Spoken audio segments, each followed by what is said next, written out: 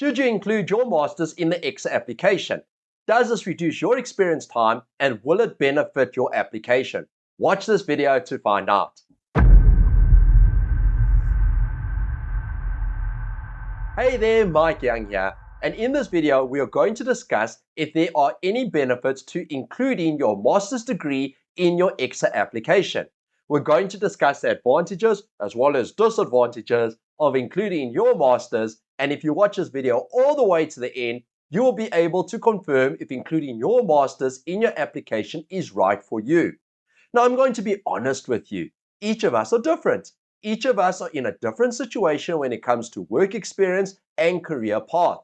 Now, some of us have very few years worth of work experience. Some of us have tons of project management experience, while others of us have very little design experience.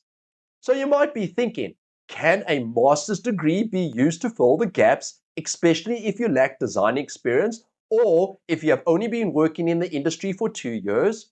To answer this question, let's take a look at what the rules say. According to ECSA's documents, you need a minimum of 3 years worth of work experience at the required training indicator before you can submit your application.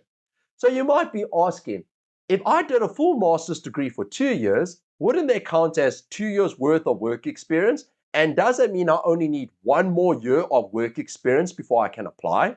Before I answer this question, keep in mind that a master's degree is often an academic exercise. You might have developed some form of model using some computer software. You might have built a special machine to prove a specific theorem, or you might have done some form of research or experiment to determine a specific coefficient. While this does count in your favor as meeting ECSA's outcome 1, 2, and 3, completing your master's may still fall short of meeting ECSA's 8 other outcomes. Now, this is where the catch lies. Should you choose to include your master's in your application, you will have to show ECSA that you have applied tons of first principle mathematics and science, and you will need to prove to ECSA that the problem that you're solving is a complex or a broadly defined problem. If we go back to ECSA's documents, you will see that the key level descriptor that is required in your application is that you need to demonstrate that the problem that you're solving is complex for the engineers, is broadly defined for the technologists, and well defined for the technicians. This is where it can become difficult, as if your entire master's entailed the construction of an experimental rig to test a certain model, then your experience may not come across as complex in the eyes of ECSA. Now, I'm not saying that including your master's is a complete waste of time, as I worked with one candidate who became ECSA accredited by using their master's as the main design project. This candidate had only 2 years worth of industry experience and they completed their full-time master's. After completing their master's qualification, they spent the remaining years of work experience as a lecturer at a university. What we decided to do with this application was to change the presentation of the experience. Instead of writing the master's in the report like a master's thesis, we started to work and position the experience as an industry type of project. We focused on the problem definition, the development, and then the implementation of a solution. So you might be saying, well, Michael, you still have not answered my question.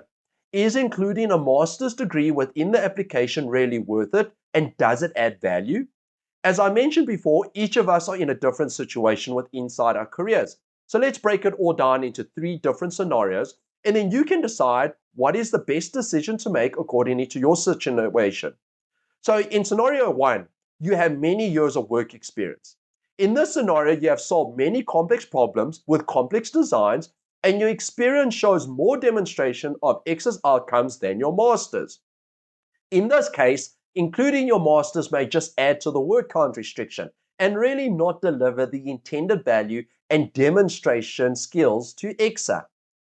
In scenario 2, you have a lot of project management experience or you are in a maintenance role. In this scenario, applying first principles of maths and physics may not be your day-to-day role. So including your master's as your primary design experience may be a good option, provided you can satisfy the following. Number 1, you can show that your thesis solves a complex problem. Number 2, Your thesis requires the invention of a complicated solution. Number 3, you can show that you progressed to implement your solution whereby regulations were taken into consideration and engineering judgment was applied. Should you not be able to include all of the above, then all hope is not lost. The good news is that we will be creating more videos to show how you can gain more design experience if you are in a maintenance or project management role. To be informed of when this video will be released, make sure to click on the subscribe button below. Finally, in scenario 3, you may have completed a full-time master and only have 1 year's worth of work experience. You may choose to include your masters in the scenario, provided that you meet all the requirements, or you can choose to work longer within the industry and gain that all-important industrial knowledge. Just keep in mind that ECSA do expect you to demonstrate that you have an understanding of how your industry works, and they do test to see if you are indeed a specialist inside your field. So accomplishing this task often takes time to gain experience and develop your skills. So despite whichever scenario you're in, you still need to demonstrate that you are solving a complex problem. So how do you know if you're solving a complex problem? This is where you need to watch the next video. To make sure you get notified of when our next video will be available, you're going to want to do the following. Number 1, switch on the notifications button and make sure you subscribe to this channel. Number 2, make sure you let me know in the comments below what your biggest takeaway is and what other types of videos you would like us to create. This is Mike Young here, and I look forward to seeing you in our next video.